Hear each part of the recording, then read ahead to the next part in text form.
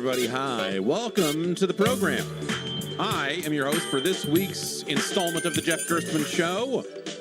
My name is Jeff Gerstmann. I'm here. We're ready to talk about everything from the world of video games. They are still making them this week. This week, it's still up and running. This whole video game concern of ours, as well as there's exciting new news in the world of energy drinks that of course we'll talk about. Who you mad though? Man, this last week has been really crazy. I spent it trying to play through. I've been playing Borderlands 4. We'll talk a little bit about it because there's a video. I put up a video up of it. Science fiction, man. We'll talk about that. But I've been in the middle of playing that. My son has been sick, and he went back to school today for the looks of things. Unless my wife just guys are got liking the baby, bedroom, but I'm sure it's a bit like the baby. I think he made it. My daughter always wants to go to school. She's very excited about it and all that stuff. He just started preschool, and it's like his second week and he got sick. So, of course, right? It's a week back to school, everyone gets sick. And he didn't want to go.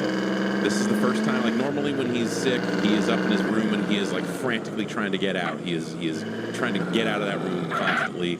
Why can't I come down? And this time he was just like, I'm just chilling up here. I'm just hanging out. I'm just scribbling in my little book here. He was up there drawing hearts, which was very funny. Are you mentally fit to try? Anyway, last minute, he was convinced that yes, he should go to school. He's better, but he was still like, maybe I'll go tomorrow. Like, no, man. But yes, we're sending him. We're sending him. He's better. We got, man. The ramifications of this are things that we're still gonna have to kind of figure out. But like we got some, I guess I would call it bad news. It's definitely not positive news, but like so we were planning. Okay, he's in preschool now, and then much like my daughter who did this last time, it's like okay, he's gonna go to preschool, and the next year he'll start kindergarten, and then that'll be that. But he was born about a month and a half later in the year than my daughter was, and we found out yesterday that puts him on the other side of a line. Give me 2 minutes. Where they're like, oh, he's too young for kindergarten. Or he'll be too young for kindergarten next fall.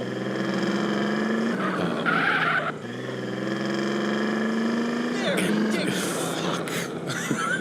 Asshole. Damn it, man. Dude. Holy shit. No, you just get so tired of hitting things in this game. I'm not even driving fast, so dude. now it's this other thing of like, he's Give me leaving 2 preschool minutes. today. Yeah, I'm just constantly Because hitting. maybe he's going to have to do it again next year. Right. Or us to put him in what they call TK, which is technical kindergarten. I don't know what the T stands for. You'd think it would be pre-K, but I don't know what the fuck TK. I don't know. We have to send it to Tony Khan, and he's going to learn about the ways of the world from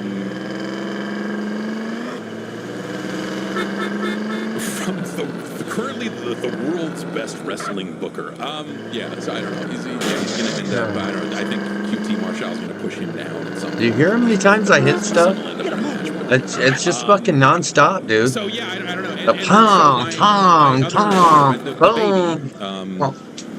who is about to turn 2 is also on the other side of that line. So No, it gets where you can't play it, dude. It just it's bumper cars. Her sister will be a year further. I thought we were going to be pretty evenly split. Boom, boom, boom. Kind of 2 years between them.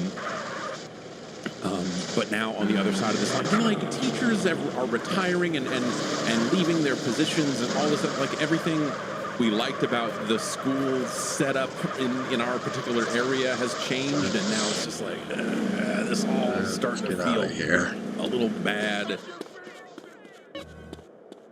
We're all starting to feel a little bad. So that's been my last week. Is that and the Borderlands. But yeah, well, Borderlands is out a little later this week. I have a lot to say about that game when it is closer to release. We'll talk about it a little bit today. They did a kind of a preview embargo review thing, so there's a little bit I can talk about here today. Why don't we take our first break and we'll come back and we'll get going here and get talking. Come on, CJ, please. Be right back. Don't treat me like a hoe. I'm a homegirl, not a hoe. Come on. But the price Hey, of Denise, baby, everything I'm gonna treat you so good. going through the I'll pick you up frickin' later. roof these days. It can be nice to keep track of your money and get a sense of where things are going, especially with, I don't know, it seems like the price of stuff that's shipped every single month. It can be overwhelming. Rocket Money is here, and it can relieve some of that stress and help you feel confident in the financial decisions that you make. Rocket Money is a personal finance app that helps find and cancel your unwanted subscriptions, monitors your spending, and helps lower your bills so that you can grow your savings. Rocket Money shows you all your expenses all in one place, including subscriptions that you might have forgot that you're paying for. Rocket Money can help you cancel some of those subscriptions. You just give them some details about the account, and they will go off and do it. They got some premium features there, and Rocket Money's 5 million members have saved a total of $500 million in canceled subscriptions, with members saving up to $740 a year when they use all of the app's premium features. Now. It's got I'm a down dashboard with that. that'll lay out your total financial picture, bill due dates. They'll send, if you are the sort of person who needs like phone notifications saying, you got like 6 bills coming up this week. It'll do all of that too. This is It can be great. very handy if you're looking to just kind of keep track of where stuff is going and when things are happening. And everyone's busy, It's like one less thing to have to like keep on your mind because it's going to remind you about it. It'll even send you alerts if a bill increases in price, or if you get weird activity on your accounts, if you're close to going over your budget, I ain't got no all that respect, sort of CJ. stuff. I'm listening. I used it to, negotiate some lower rates for some of my bills. They took a look at my stuff, and the app came back and was like, hey, this your satellite radio service, you're spending a lot of money on it. You think you should spend less? And I said, if you think you can do better, head out there and do it. And, after a handful of days here, the information on the account, Oh my hundreds God. of dollars on that one bill, which was rad. Carl, I ain't just Cancel a your cheap unwanted friend. subscriptions and reach your financial goals faster with Rocket Money. Go to rocketmoney.com/JeffG today. That's rocketmoney.com/JeffG. rocketmoney.com/JeffG.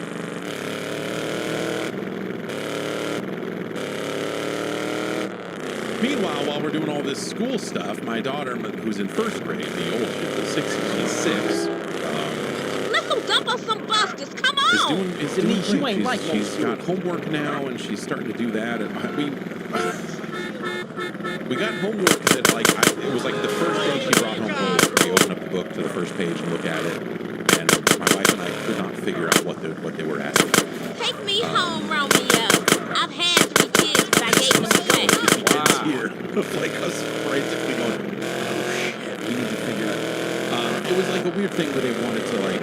The page we were looking at was not even the page they wanted her to do, so we ended up bailing on it. But I ended up posting a picture of it to Blue Sky, and people were like, similarly confused, like, what are they asking? It was like they wanted to know what part of a word a sound was coming from.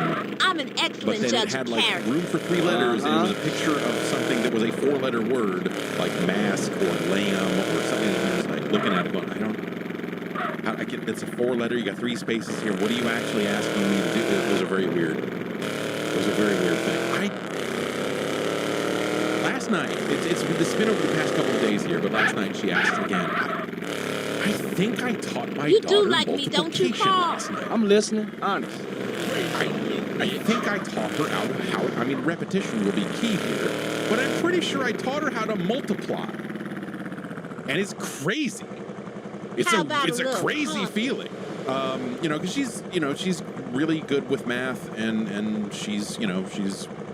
they're doing addition and subtraction. All right, bitch, let's her roll. homework last night was like, what are different ways you can add numbers together to reach the number 6? And she just kind of filled it out and was just like, yeah, whatever. It's like, it's not she's kind of got a lot of that stuff down yet. And I started telling her about this new forbidden math. And then suddenly she's like, no, teach me more multiplication. So like really excited to learn multiplication. And so I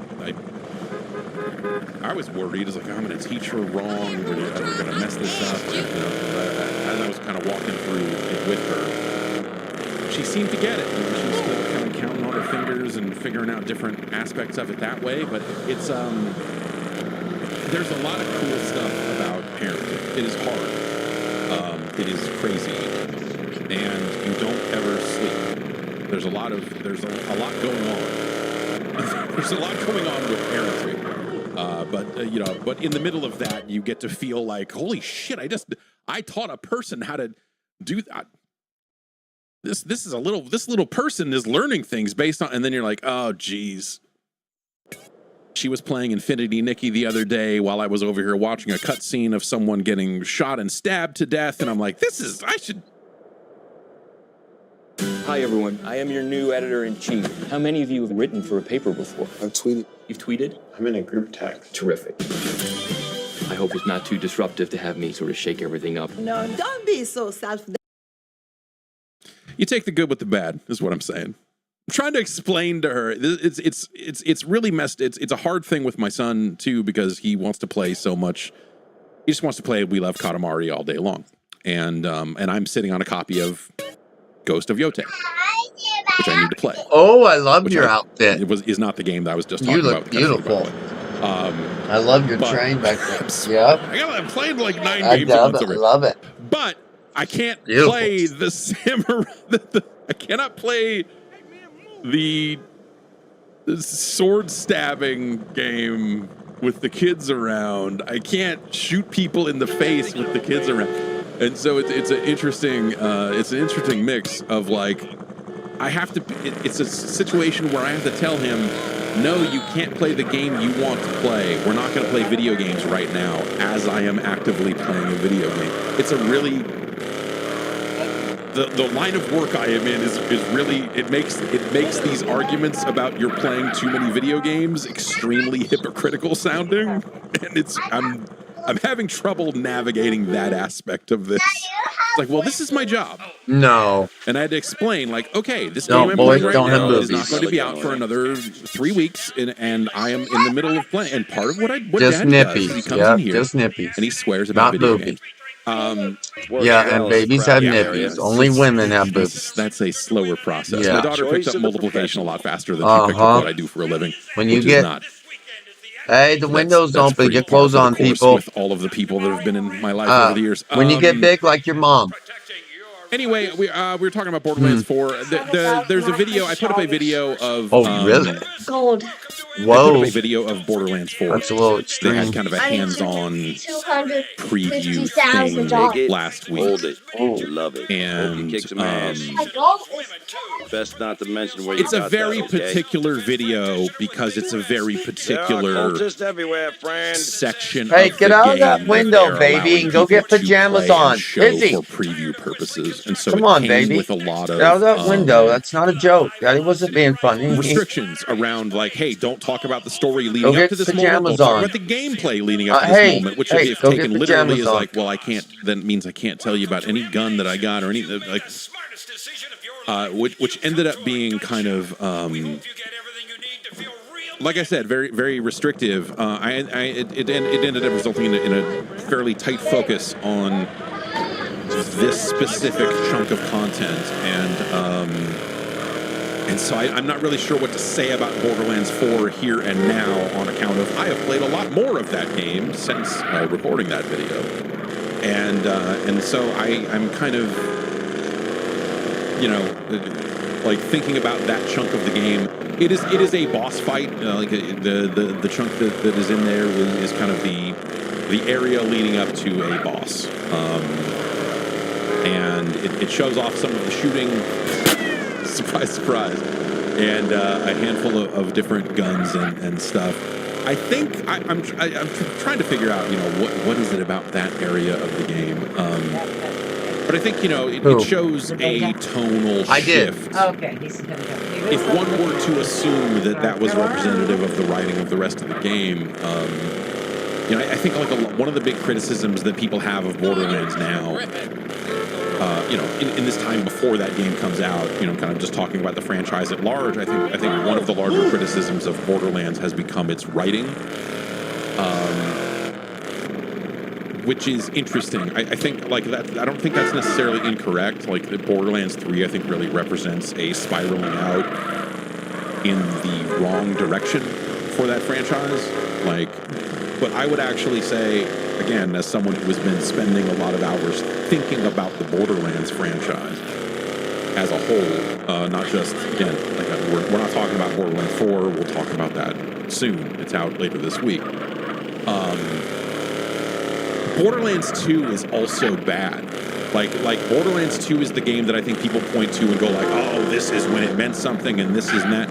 But like, if you really think about it, and I think people gave this a pass, but like, Handsome Jack, the boss character in Borderlands 2, that I think he's also part of the pre-sequel, the blue one, Jesus. Like, that stuff is super bad. And a lot of it is... Get out. A lot of it is, I think, because that they refused to let any moment of that game be taken seriously, including the guy you're fighting. Like, Handsome Jack is constantly mouthing on, and then the whoever the fuck, the idiot streamer twins or whatever the fuck they were in Borderlands 3 is just like that times 10. You know, and so they reached this point with it where it's like the person you're fighting is like constantly kind of quipping at you, and like there was no... I can't. It was like they were always turned up to 10 on the fucking joke meter, right? And every single line of dialogue that came at you had to come with some sort of like little wink and like a hee with it. This is funny, and it really sucks. Like Borderlands 3, I think represents an almost too far gone version of that. But this stuff, the stuff we're talking about, like the stuff that people talk about when they talk about the writing in Borderlands, all of that is represented in Borderlands 2. Like the Handsome Jack stuff, and Handsome Jack was like beloved by like Borderlands fans at the time or whatever. But like I said then, and I'll say again, those people are fucking crazy. Like, don't trust a person who says like, I love the Borderlands and look at my cosplay. Like that's, you just can't trust those people. I'm sorry. And so I think if you go and you look at this boss fight, this one segment of Borderlands 4, there's really not a lot of there is not a lot of jokes in that dialogue. The boss character you are working your way up to fight is like angry that you are fucking up his shit and you are coming to do, you know, you are coming to kill him. Like, he's not happy about the situation. He's not like fucking like cracking fart jokes in the middle of all of it. And I think a lot of people are trying to, again, this to me is sort of the way that I remember Borderlands 1. Borderlands 1 is not necessarily, I don't think that Borderlands 1 is like an especially well written game. I think a lot of it is actually really quiet, and so like they have the psychos, you know, they're making their random kind of non sequiturs and doing the things that they've always done there, and so like that game has a sense of humor about it, but that's kind of where it stopped. Hey, pay a nigga. You know, over the course of the rest of the games, and Tales from the Borderlands is a different thing, and you know, I think it is well written for what it is, and that stuff's fine. I don't think it necessarily like counts in the conversation that we're having, right? But like Borderlands 1, I think, you know, due to it having just an overall kind of lack of, you know, it's not a heavy story. It's a very light touch. Like with Borderlands 1, you know, again, the thing I always go back to is I remember interviewing Randy Pitchford of Gearbox, the game's developer, prior to the release of Borderlands 1. But this was after they had settled on the new look, and they were heading in the direction that they headed in, right? Because if you remember, Borderlands originally had like a way more serious look to it graphically, and like they were pitching the guns thing. They're like, this is we've got this thing that makes all these guns, but like that was the whole pitch. And you saw some screenshots of it, and you're like, okay, like your gun pitch is strong, but looking at this, it just kind of looks like a generic video game number 12. And like they ended up overhauling the look of the game. They delayed it. Like it took longer for that game to come out than anyone thought. But like the pitch was the same. The pitch was always that they were making a shooter, like they were making a first-person shooter take on Diablo. Different setting, obviously, the wastelands and all of that other stuff. The kind of Mad Max-esque hellscape that they had created for it. But like the interview I did with him, I mean, and because he's from Texas, he pronounced it Diablo, of course. Bless him. But like that's what that game was, and the story was kind of secondary. Like they were always pitching it on mechanics.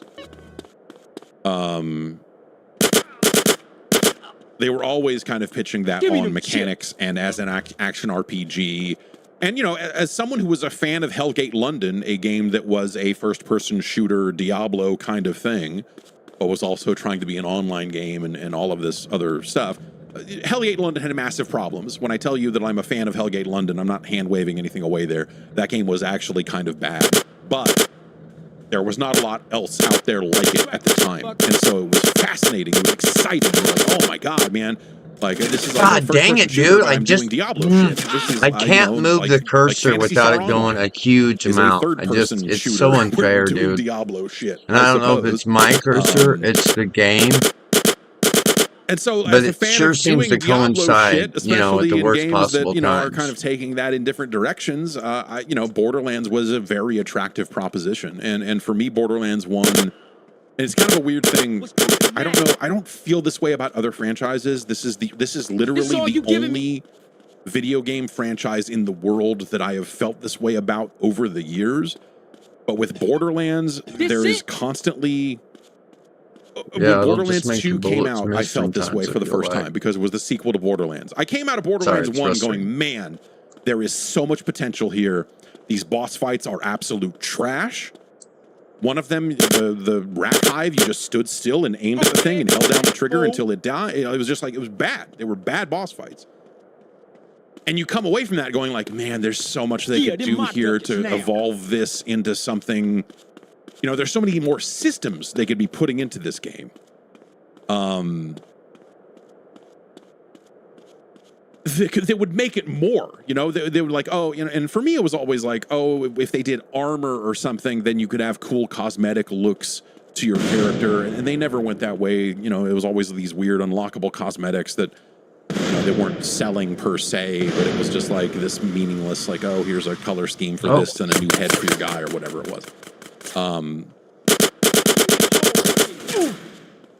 But like, I always felt that there, you know, that in a weird eye, this game needs more systems. Like the random gun thing is cool, but what if I had this? What if I had this? What if I had this? Like it always felt like there was more for them to do. And Borderlands 2 came out, and it felt like they never really capitalized on what I felt the potential of Borderlands always was. And this gets dangerous at some point because I think, you know, Borderlands, especially when you get to 3 and some of the stuff they've done with, you know, kind of connecting the world ever so slightly without, like, they're brushing up against the edges of like a live service game by the time they get to Borderlands 3. But it's not. They're very specifically and deliberately not making that game. At the same time, it's easy to look at those games and go like, man, if there was like a shared social space or something and I could team up with people there and you know, what if there was some kind of, you know, the same way Destiny has a hub, what if it had something like that? Like, you look at it and go like, actually, there's stuff about live service games that might have made Borderlands better, you know, like there are aspects of that, you know. So it's in some ways it's admirable that they've held off and stuck with and I think Borderlands 4, you know, like when they've got a roadmap of DLC and all this other stuff. Like, it looks like a very traditional release as far as I can tell. but we're not talking about Borderlands. We'll have some more to say about Borderlands 4 pretty soon here. But I guess that was always my thing, is the systems of Borderlands and the encounters of Borderlands always felt like something that had a ton of potential that I don't know that any of those games ever realized fully. And also, as the writing and the dialogue and everything else that they did in those games as they took the franchise forward, as that stuff became a bigger and bigger piece of the pie, I think it started to detract from the rest of it.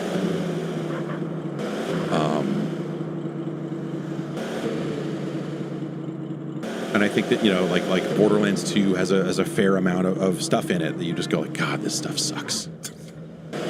This stuff sucks. But Borderlands 2 is held up as like this kind of high watermark for the franchise, which, you know, in the wake of Borderlands 3 is easy to see why. Borderlands 2 is currently the best Borderlands game on the market. And Borderlands 3 is significantly worse.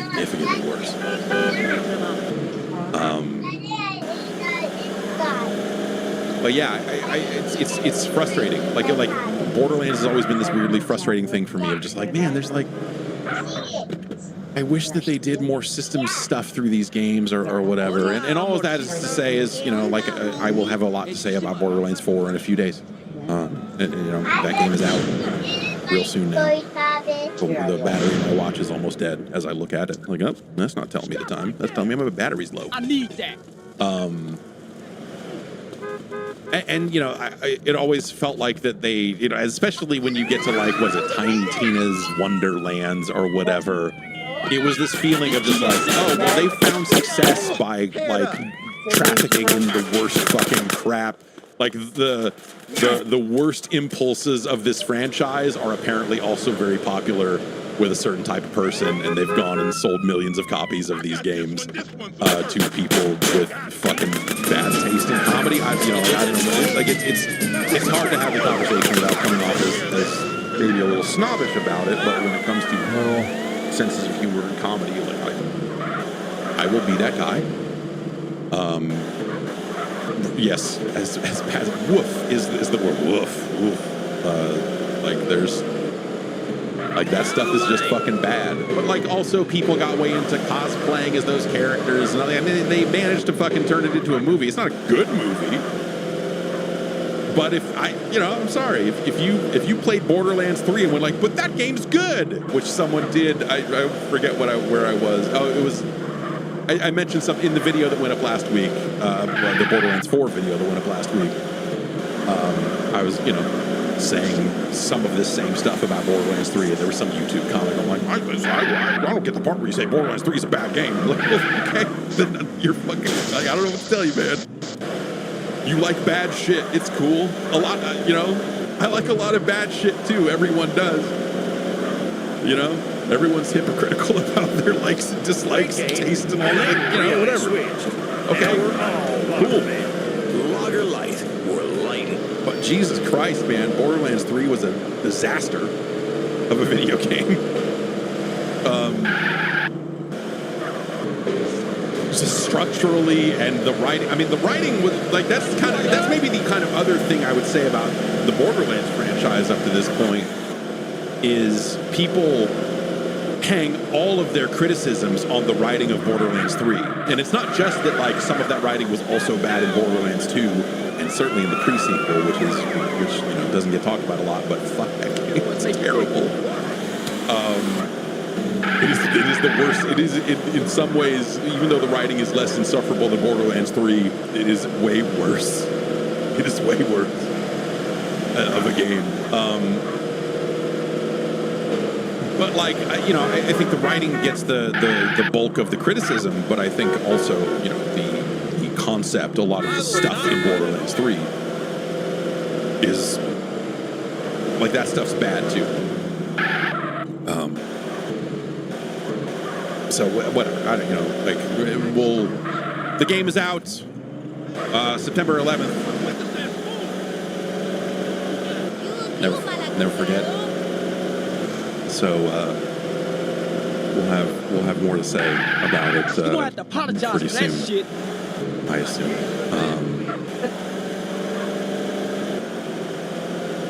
There's also Silk Song. I've been kind of focusing on games that it's kind of the funny thing. They didn't send Silk Song out early to anyone, and at the time they said, well, it would be unfair to our Kickstarter backers and other people if we sent out copies to reviewers ahead of time, which Have you been to a virgin therapy? I see why someone would talk themselves into believing that. I think that you could kind of go other way on that stuff. There are cultists everywhere, friend. But It's all fresh out of the crate. I don't think sending out 30 or 40 copies to people that are going to review the game necessarily. Perfect for killing, pure and simple. That's people pre-order games every single day, and reviewers get them first. I think it's kind of a strange. It's a strange argument to make, but again, I see how people talk themselves. I see how developers and other folks have talked themselves into this position a couple of times over the years. So I have not. It's already out, so you kind of end up in that situation where like. I could spend a bunch of time playing Silk Song and telling you about it and all this other stuff, but also you could play it too. So there's way less impetus for me to bother. As someone who didn't like Hollow Knight, like if I was invested in this franchise, then I'm sure that I would be like devouring it the same way a lot of other people are. But I kind of I played like an hour or so of it, hour and a half maybe, and came away from it thinking like this is okay. I still don't especially like the look of it and all of it. Like there's just I don't know. It is not doing anything for me, but I would say the exact same thing about Hollow Knight, I suppose. So that's it. Oh hey, Sydney Mahar. Understand 5 minutes. Why people like Bedtime. Hollow Knight so much. If it's because it kind of had this vague Souls-like influence on top of the search action or whatever it is, but it didn't. Yeah, I don't know. That game did very little for me at the time. Not that it was bad or anything like that. It's just like as I played it, I was just like, this seems like an okay one of those, and all right. Like there's a lot of other stuff I could be, I just never really had a super deep interest in it. So no, I know. It's cool that Silk Song is here because that's great. People are stop talking about it so fucking much before every single press conference or every single other thing that is happening or whatever. But like I don't know, like I'm sure it gets hard later, like you go through the first couple of boss fights and you're just like, okay, yeah, I see why this is tough, but also you can heal pretty frequently in that game, it seems like. And also so I guess the thing that is happening now is they have a public beta branch for fixes that they're about to roll out widely to everyone else, and they are making some of the boss fights easier in the game. So I guess maybe they put it out and discovered that it was harder than they intended for some people, and so they are making some changes. This is, of course, kicked off a larger kind of session. And I know, like, if you spin the discourse wheel, and difficulty came up.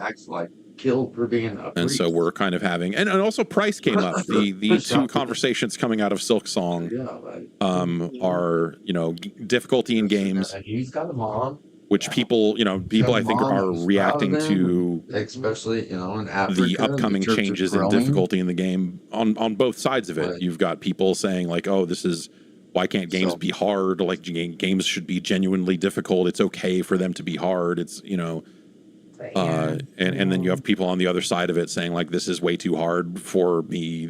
I feel like you should be making this game easier or whatever.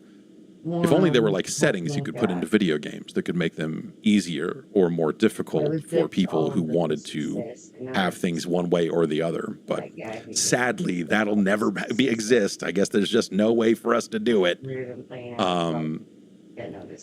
But I think if the developer is spending time on that game and then coming away from it going like, oh, the feedback we're getting, like the I was gonna say telemetry, but I'm guessing they don't have a bunch of baked in analytics shit into that software. But if they're coming away from it seeing like some pretty standard pieces of feedback that they're looking at and going like, oh, we didn't intend for players to get hung up on this or this or this. It makes sense, like Silksong is not the largest team in the world. And so you wonder if, maybe careful, I'm recording my game developing this game in a vacuum, spending all of these years on it. Like the developers get really good at their own game when you spend that long on a game. You know it inside and out. And so one of the things that can happen in the pictures, if you don't have a lot of external testers and a lot of other people kind of coming in fresh, if you're not getting fresh eyes on the game, reviewers might have known this if they had the game earlier than the public. Maybe there would have been some more people, some more external feedback that they could have actioned on a little bit earlier, but who knows? But it makes sense that they would be kind of making some tweaks to it now that like millions of people are playing it as opposed to hundreds or whatever they had checking it out prior to release. So yeah, I don't know. Like, there's nothing wrong with a balance patch. There's nothing wrong with a balance patch for sure. And but I think that we do kind of come back to the discussion of difficulty, and I think that we've been around and around on this topic for so many years in so many different ways, and this industry as a whole, I think, was trending very directly in the direction of making games easier and easier and easier, because a lot of them were a lot of these decisions were being made by big companies that had all of that telemetry and had all of that data, and they looked at it and said, like, no one is finishing these games, no one is finishing these games, and then you really had From Software come in with their style of difficult game and change a lot of that conversation. The way those games sold, the way those games handle difficulty between your demon's souls and your dark souls and so on, really kind of set a lot of that on their head, and not necessarily in a productive manner. It really felt more like trend chasing. So big. Of like, oh man, these difficult games got really hot. These difficult games sold really well. We're gonna figure out what they did, and we're gonna do that. And so difficulty was back on the menu, but it wasn't always back on the menu in like a sensible and sane way. And you also had this other kind of consoleization, just like as games, as consoles. As every PC game made their way to console, basically, over the course of the 360 generation. We did have this trend in the direction of, like, for a few reasons, right? I mean, you have, like, okay, everything's moving to console, so everything needs to be played with a controller. Even, shooters and things that, were sometimes thought of as more kind of PC-centric genres. Like, a lot of that stuff got blown up. Games moved to digital or became increasingly available in digital formats, along with like wanting to keep costs down. So instruction manuals got the axe, like instruction manuals became little fold-out pages that had legalese in it and a thing that says, here's how to put a disc in your Xbox. And you looked at it and were like, and so, difficulty became replaced by the hour-long tutorial at the start of every game. Difficulty and trusting the player became replaced. Like, all right, Chief, look up at the light. Now look down at the light. Do you like looking at those lights, or do you want to look at the lights the opposite way? All right, soldier, get out there, and now we're going to punch you so you take damage so you can learn how health works. I was going through the introduction to Helldivers 2 because it's on Xbox now. And so and it does not have cross progression, so I was like, oh, fuck. I'm at the beginning of Helldivers 2. I'm not going to play this version of the game anymore. And Helldivers 2, it opens with a full-on tutorial like, throw the grenade in the hole for America, or Space America, Space Earth, Super Mega America. Now we're gonna stab you so you can learn how healing works. Like, it literally has all of that same shit in it. But it, like, at least they have like funny writing around it. But like, it was just like, God damn it, man. And it's sensible because games can be big mainstream things that appeal to wide swaths of people.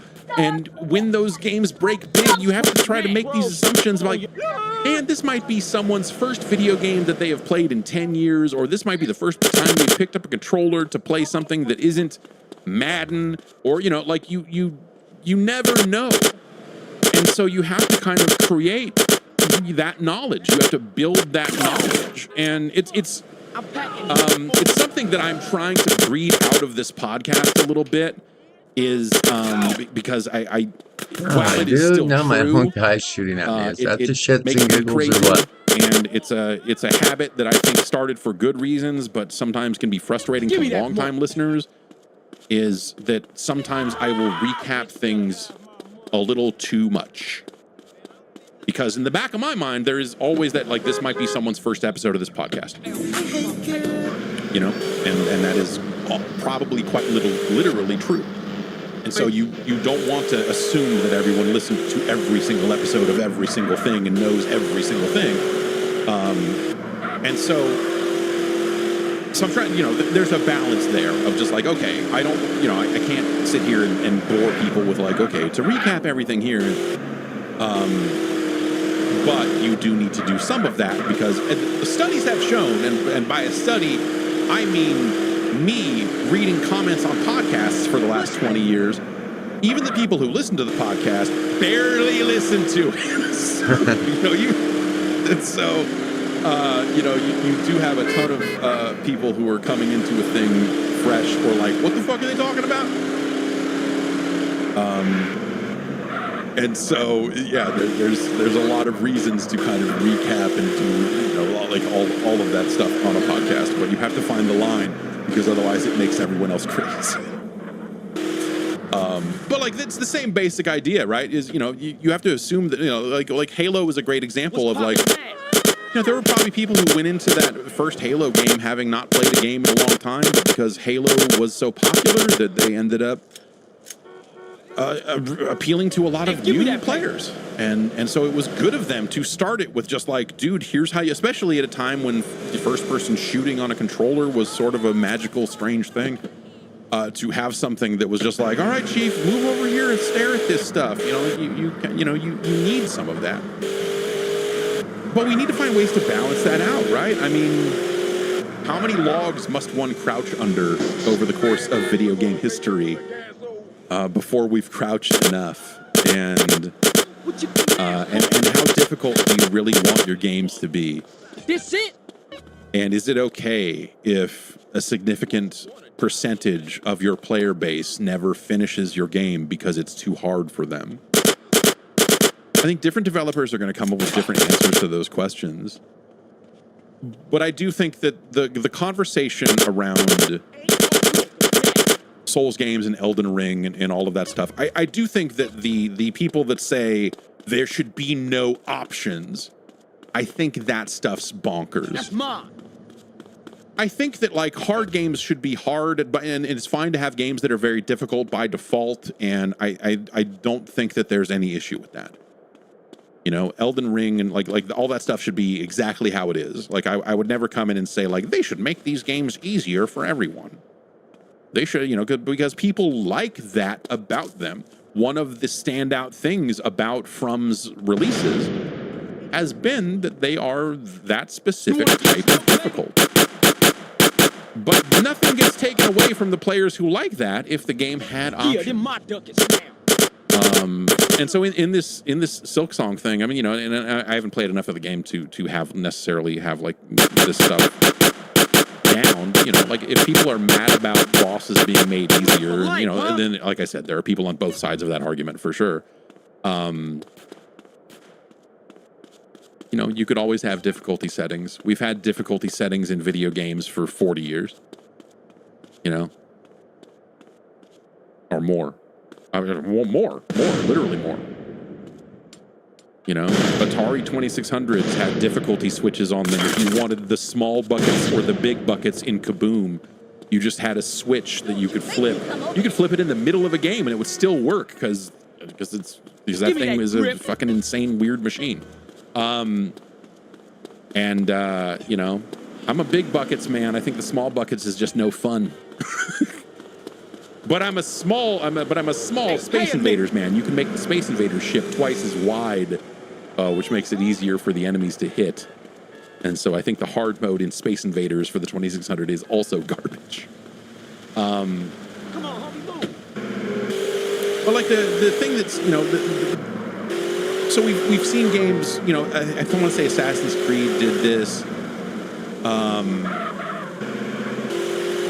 A lot of games are doing like custom difficulty, right? Where you've got like, hey, we've got some presets here around easy, medium, hard, story mode, whatever you want to call it. And then also, if you want to get into the nitty gritty, like it was Madden from 15 years ago, there's a lot of sliders you can fuck around with. I think that's neat. And I think it's smart that we've kind of gotten away from achievements being tied to like you set it to the hardest difficulty setting and never turned it off or whatever. I think that stuff is, you know, like in a world where there are fewer and fewer achievement weirdos all the time. I think that having achievements be slightly more attainable by more people is probably like a smarter thing for just getting people interested in the system in the first place, right? And so having these options and not having them be punitive, like, oh, you played it on easy, so now you don't get the achievement. Or, oh, you needed to finish it on hard. If you wanted this extra 6 seconds of the Master Chief in space, then you needed to finish it on legendary. There are so many games coming out. Like, in this day and age, can you imagine, like, oh, I had to play it twice because I needed to see the extra 5-second fucking cutscene. Like, whatever, man. I've got a life to lead. I'm not going to finish fucking Halo twice. Like, you know, I think that stuff is fine, too. Especially, you know, you have people that find different things difficult, where they're like, oh, you know, I'm fine with the, you know, this type of encounter being difficult to start, but like I hate parry windows, and so I want the widest parry windows you can give me. You know, like I'm bad at timing parry attacks for whatever reason, and so that I want to be wide. I think that stuff's great. I think when they let you mess with that stuff, I think that stuff's great. So I don't know, game difficulty I think should be. I think that people should be able to finish the games that they play if they want to.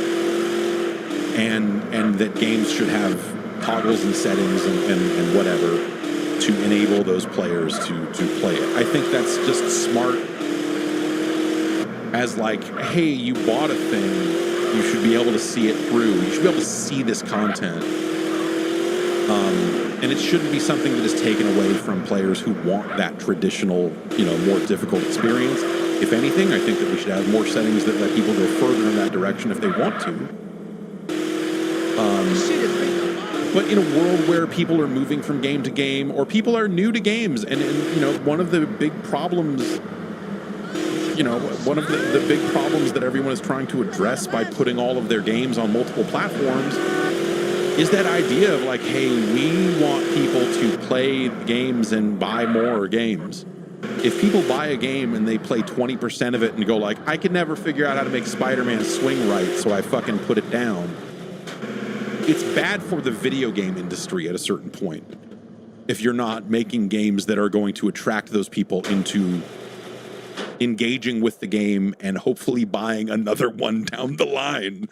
If you know people, I wonder what people's experience was with Elden Ring. I think, you know, some people probably stuck with it, and it might have been the first game they'd played in a long time, and they weren't familiar with video game systems in the modern era and all of this other stuff. But like, they stuck with it and engaged with it and loved it and played it anyway. Like those experiences certainly happen. You know, it's not like new players are always going to bounce off of difficult games. But, you know, you wonder, like, Could they do more to kind of make games more accessible to a wider range of people, and should they, and whatever else? You know, I generally, again, if the goal. No, if one of the goals of the video game industry is to continue to exist, I think that finding smart ways to appeal to more players without alienating the existing players is probably a good way to go. Sometimes you just need to say and difficulty settings and things like that are things that can help with that goal. And that's really the long and short of it. Again, like I think, you know, you get people that get very gatekeepy about this sort of thing, where they're just like, but I want to be the tough guy who finished Elden Ring and no one else did because I'm a badass. And you're like, all right, dude, sit the fuck down. It becomes some weird thing. Like, you can still have your experience. Like that, but what if there was a wider range of experiences available to people who want a little bit more? You know? And then on the money front of the Silksong discussion was another kind of like health of the video game industry kind of focused conversation, which is a fun. It's a fun one that I don't think that players should get too wrapped up in or care about. Silksong was sold for $20, which for a game that has been as anticipated, as hotly anticipated as Silksong has been, people made the case of like, man, that game should have been $40. And I think if you're working in the video game industry and you are publishing a small game, I see why you would say that. Because if a game like Silksong came in and shipped for $40, it gives some of those other games cover to charge a higher price. Instead, you get that other case of like, oh man, now it creates the opposite comparison where you're going to have people who go like, why is this game $45? Silksong was $20. Why is this game $30? And I think for players, awesome. At least in the short term. That's fantastic.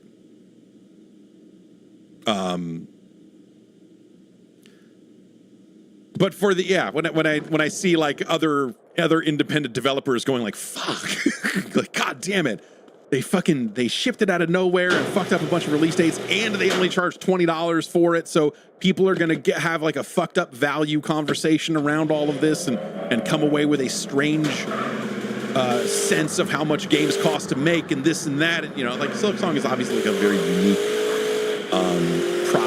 proposition, right? Where they know that game is highly anticipated. They know that they will turn a profit on a $20 video game. For how much they spent. They know how much they spent over the years. They made decisions with all of that in mind, I'm sure.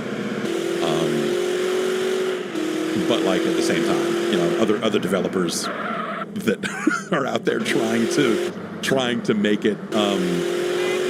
I see why some of them would gripe a little bit about this specific situation. But again, I think as players, I don't think that's a conversation that we need to get too wrapped up in personally.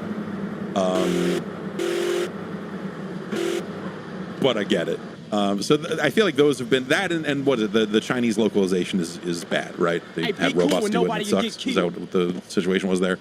Like people don't like the Chinese, so like it got review bombed in China or something. So, which presumably they will fix. I'm sure that they have money to fix that. Because why wouldn't they? That's, you know, I think the numbers are still. I think it is still the case where over 50% of Steam's active users are coming out of China now. So like that's, you have to care. China might not care about you, but you have to care about China. It was not a, okay. It was not a good translated. Okay. It wasn't necessarily just machine translated. It was done poorly, I suppose. Anyway, that's out now. People seem very excited about it. Let's take one more break. We'll come back. We'll get into the news. This breaking energy drink news. We'll be right back. Hey, if you're starting a business and you're looking to sell stuff online, you might have already waded into the crazy world of accepting payments and all of that, the handling credit card. Look, that stuff can be daunting. Good news. Someone has already figured all of that out for you. And a lot of other cool stuff about running an e-commerce presence. It's Shopify. Shopify is the commerce platform behind millions of businesses around the world. 10% of all e-commerce in the U.S., from household names like Mattel and Gymshark to brands that are just getting started. And you can get started in your own design studio with Shopify. They've got hundreds of ready-to-use templates. So Shopify will help you build a beautiful online store to match your brand's style. You can get the word out like you have a marketing team behind you. It'll easily help you create email and social media campaigns wherever your customers are scrolling or strolling. That's right. They'll do inventory management. So if you've got like a physical thing, if you're selling out of a storefront or the trunk of your car, whatever you're doing, it'll help you keep that inventory square with the stuff you're trying to sell online so you don't sell something twice, which can be very, very, very, very handy.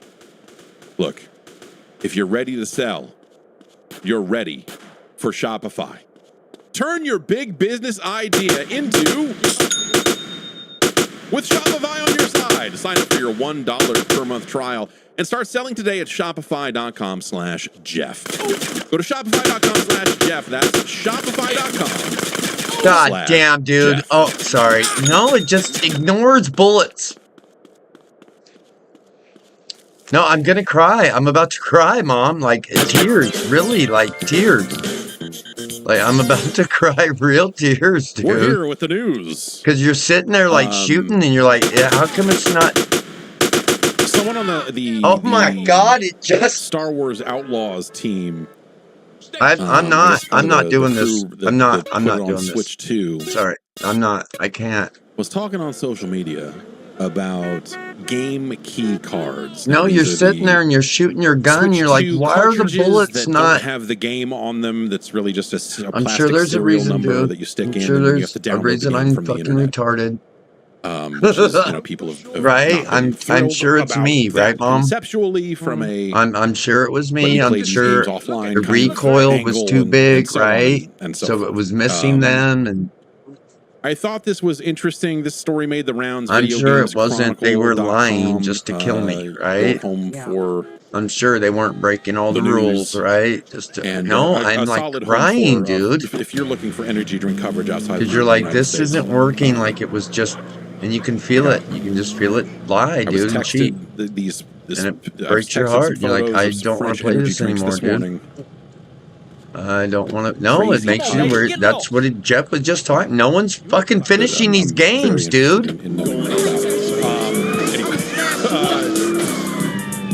No, now I'm all psycho. I don't want to play. This is to be purely a financial one. That like, oh, the cartridges themselves are expensive, and if your game is large, you need an even bigger one, and so the cost of goods on making those things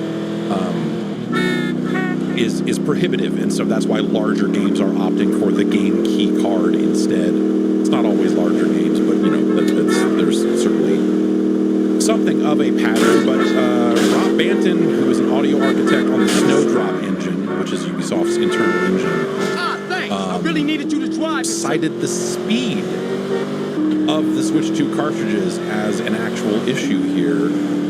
He says, this is something he posted on Blue Sky. He says, Snowdrop relies heavily on disk streaming for its open world environments, and we found that the Switch 2 cards simply didn't give the performance we needed at the quality target we were going for. I don't recall the cost of the cards ever entering this discussion, No, probably because when God cheats on you, dude, it just it hurts, man.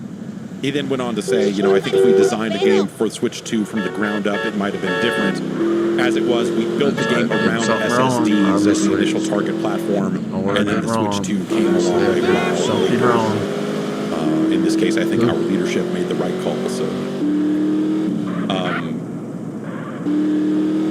So I guess like I had never considered the idea that like, oh, these cartridges are not actually as fast as the Switch 2's internal storage, but of course that is the case. So it's another kind of interesting reason as to why some of these games may end up coming on game key cards instead of being available on the cartridge themselves. And I wonder if this ends up being one of those things that more games run into, because, you know, we're not currently seeing... I'm not currently seeing a major shift in third-party development to put the Switch 2 first, which is something I, you know, had talked about. Hey, maybe we would see this, you know, kind of before the Switch 2's launch. That doesn't seem to be materializing currently, and so I wonder if we'll run into more situations where it's like, oh, games, you know, are not being built for the Switch 2 first and foremost, and so if you're porting down to Switch 2, then you may have made decisions earlier in development that will make that Switch 2 port kind of a pain in the ass.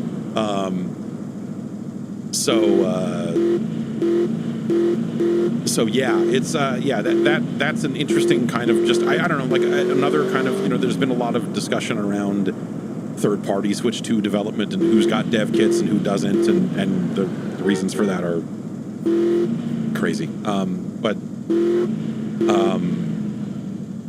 But yes, the potential of these engines not being good at that sort of stuff. I think I'm going to be really interested as we see more, because there's been kind of a growing conversation around Unreal Engine 5.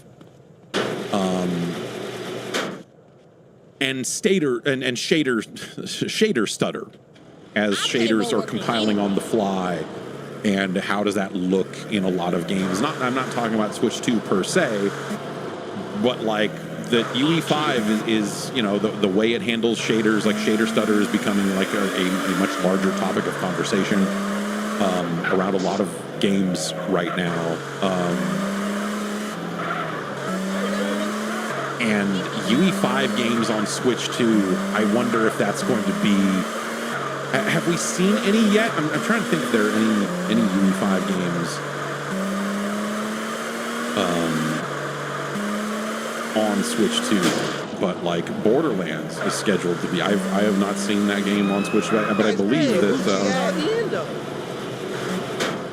I know Randy Pitchford of Gearbox has been out there kind of talking about some of the different versions of Borderlands 4 and, you know, like as they hit and stuff. And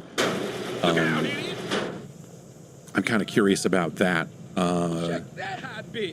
But yeah, man, I think that is kind of a growing conversation. And it's not just Unreal Engine. Like, that is not the only engine in the world that cooks shaders and how it works and all of that, you know, like this is something that is becoming increasingly common across all games.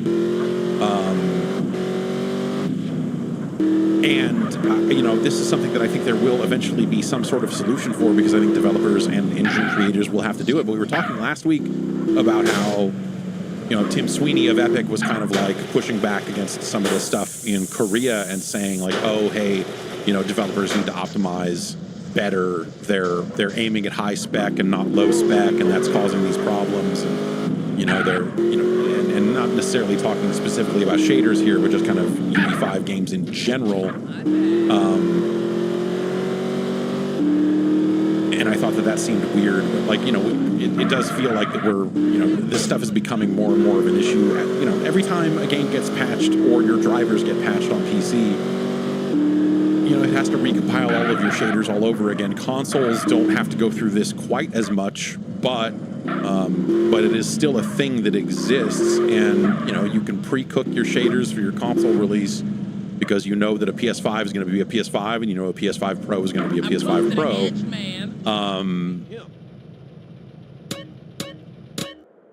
But this is something that I think we're seeing with like more and more games. You know, that there's just some weird performance stuff or so out there, and you know, the shader thing, like it, you know, I feel like Digital Foundry is really on top of the, you know, like, hey, here's a UE5 game that doesn't have shader stutter, and like, you know, people will figure it out and they'll get past it, and there'll be some kind of, they'll eventually cook something into the engine itself that is better at handling that, I'm sure. But, you know, but right now, right here, there is sort of a strange, we're at this sort of strange period in time where this hasn't been solved. And Yeah, I don't know. That is certainly separate from the Switch 2 cartridge speed issue, but I feel like it's just kind of another weird performance thing that is happening, like on top of everything else that's happening. So yeah, it's very interesting. I know what was it? Sebmal was in the chat saying that like the cartridge version of Mario Kart takes like 10 seconds longer to load than an internally installed one, that's bananas. I'm sorry, that bonanza, I think is the word I was looking for.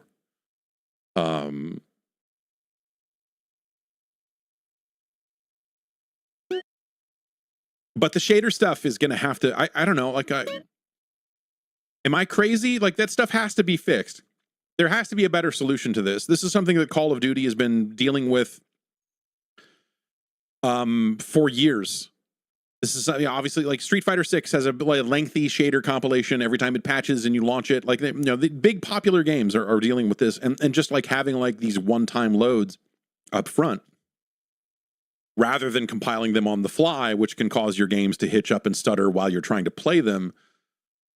Call of Duty, what it does optionally is every time Call of Duty gets patched or every time you update your graphics card driver, it will sit there and compile shaders. You'll have a little percentage thing up in the corner that will count up as it's doing. It'll sit at the menu and compile shaders. You can go in game if you want, but it will warn you and go like, hey, when you get in game, it might suck for a bit because it's going to try to compile these shaders on the fly instead of pre-compiling them all right here. And then you will never have to think about it again, at least until the next time the game is patched. Good thing Call of Duty is not patched very frequently or anything like that. Oh, whoops. And on console, they can get around this because, they can just send the shaders down. You don't have to compile them on the device, right? You can just go like, all right, this is an Xbox. It runs like this. But it feels like that this is something that is going to have to be better than it is. Because it feels like that aspect of it is getting worse. This is, it is starting to feel like, like some games are out there running like they are, like you're trying to play 50 Cent Blood on the Sand on our PCS3, the PlayStation 3 emulator, because that will compile shaders on the fly.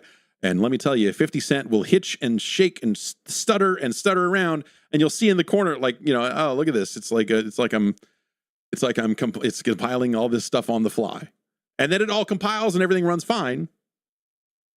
But as it's compiling shaders, so basically every time you walk into a new area that you haven't seen before, it has to compile those shaders too.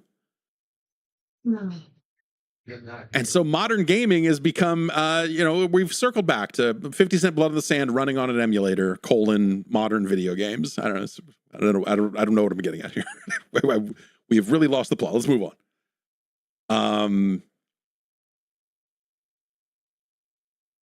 We've talked about, the upcoming ROG Ally X, which is the Xbox branded handheld Windows PC, and they are showing off their new full screen experience running on that thing. That is the Xboxified version of Windows that they are looking to roll out, that will be a little more console-like and a little easier to control with a gamepad than current Windows 11 is, which is to say not at all.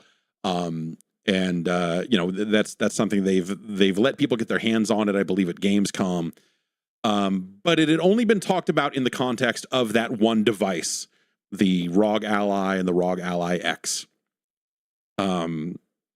Lenovo has confirmed that their upcoming device, the Legion Go 2, will also be able to run the Xbox full screen experience, the FSE. Another great name. But that it will not roll out at the same time. That thing is going to hit that. Well, that ROG Ally is out in October, so it's a little over a month away. In the spring, the Legion Go 2 will also be updated to allow it to run this new kind of Xbox thing. So this is really just confirmation of what. Obviously, this was going to be the case. They were not going to make this interface exclusive to partner devices or anything like that. But it will not be available day and date with the Legion Go 2, or at the same time that it is available on the on Asus's Ally X. But it will get it in the future, which should mean that any I would assume we reach a point where any handheld device, new or old, that you're running Windows 11 on should be able to swap into this mode. Ideally, I would think that if you've got a PC that's hooked up to a television and you want to run it in this configuration, you should be able to.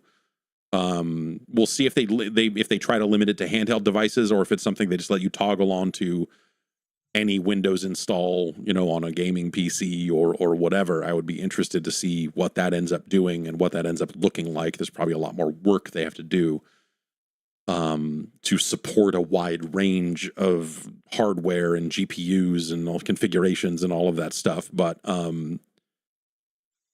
we do at least have confirmation now that, other devices will be able to run that thing.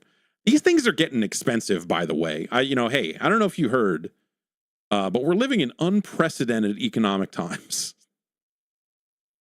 I have to laugh because it's so fucked. Well,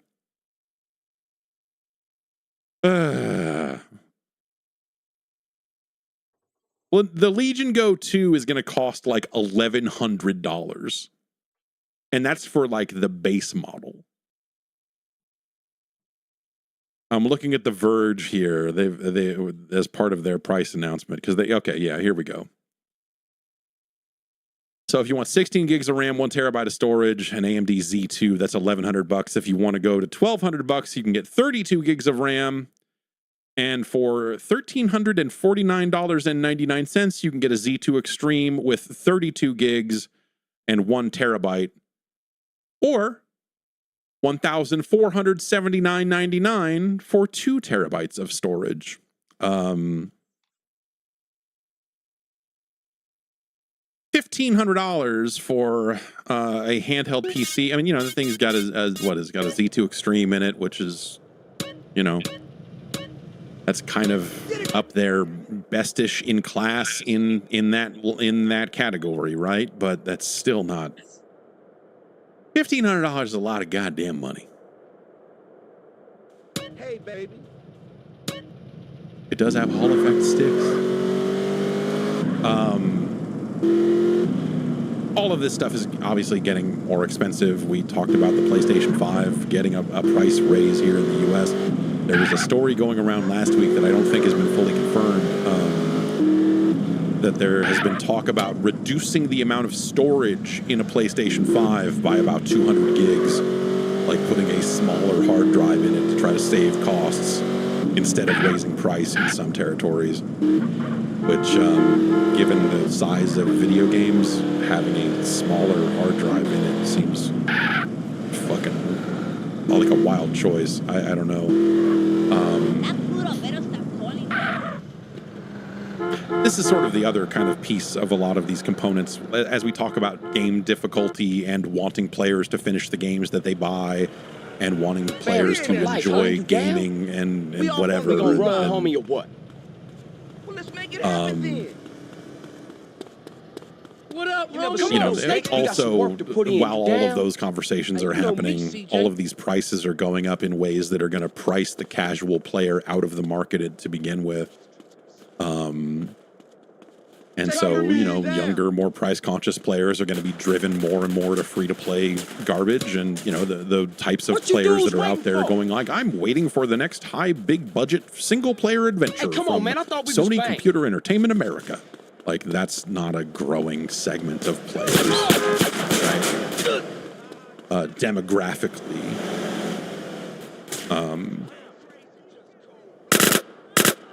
Demographically, it seems like the types of players that want those sorts of experiences are only getting older.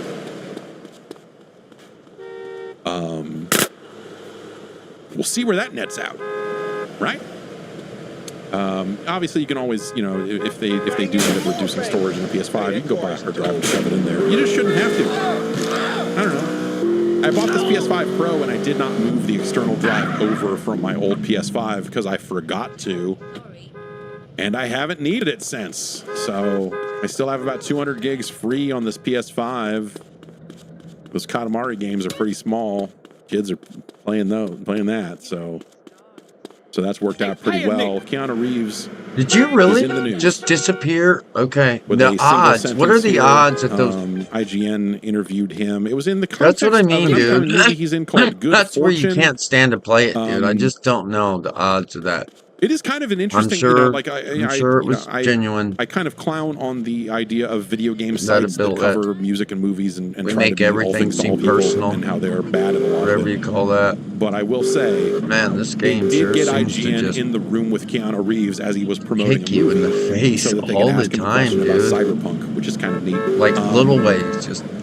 And just said, "Hey, would you want to do it constant, again?" dude. The quote they've got here is, Their "Absolutely, I'd personality love to seems play to Johnny come through. Silverhand Just again." fucking shitty. Fucking... That's basically it.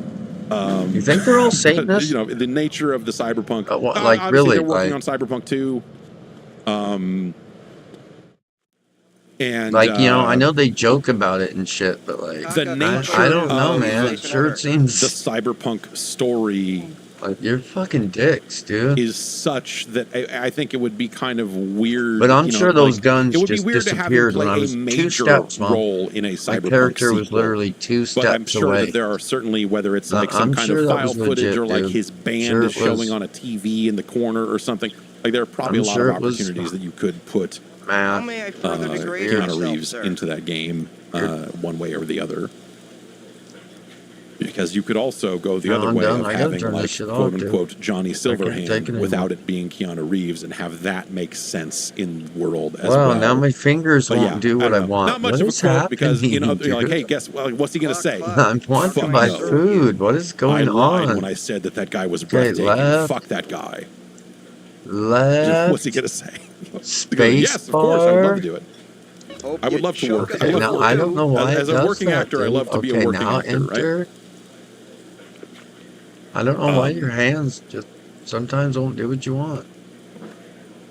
But I don't know, like you know that was he was obviously like a big part of that last game, and I know I'm looking too I think they could have done a lot better by him in terms of how that game was written.